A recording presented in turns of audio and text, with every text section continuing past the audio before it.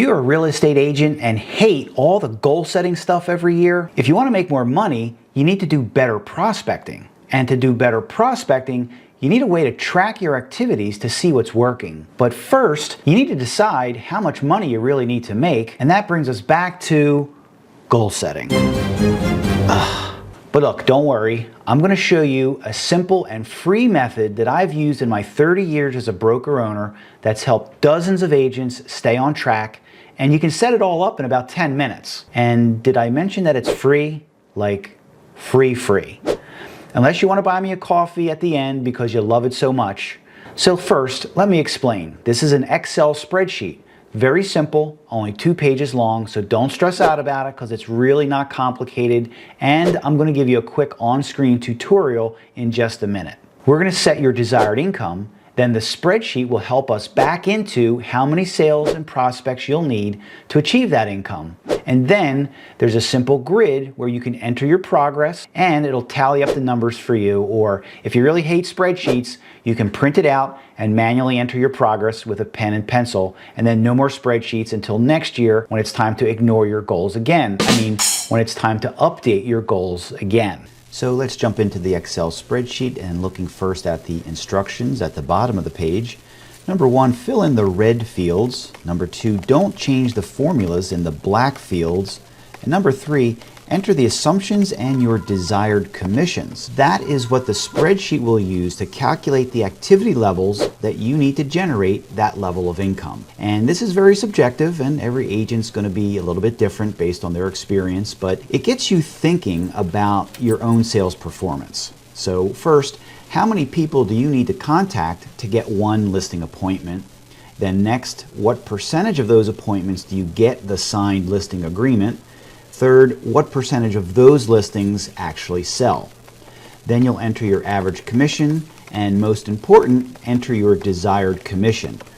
The spreadsheet will calculate the number of contacts per week that you need to achieve that income. Now next, with the buyers, you'll go through the same process.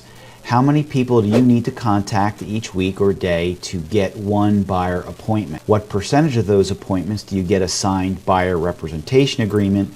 And then the third assumption, what percentage of those buyers actually go to closing?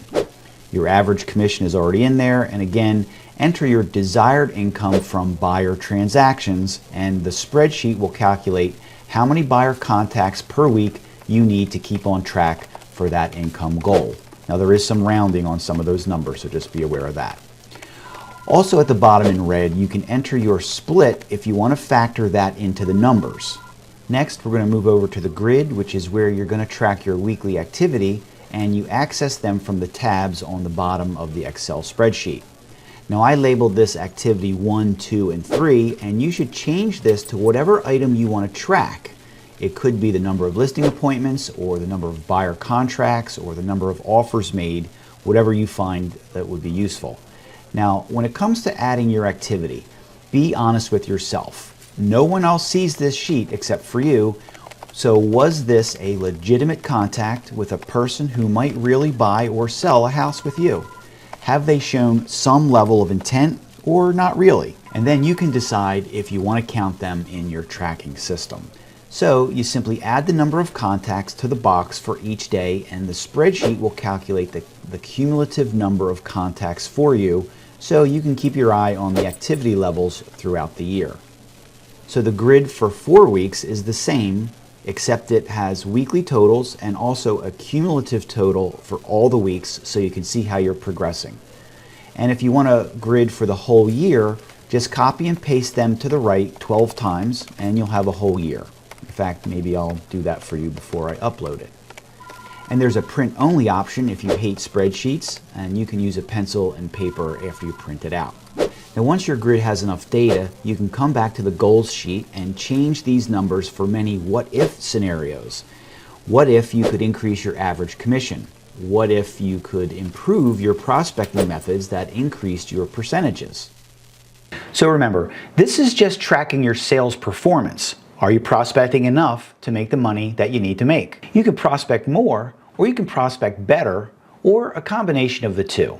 And if open houses are something that you enjoy doing and want to do better, I made a video here about the biggest open house mistakes that agents and sellers make, and I give you 10 of my best open house tips that I think you'll enjoy.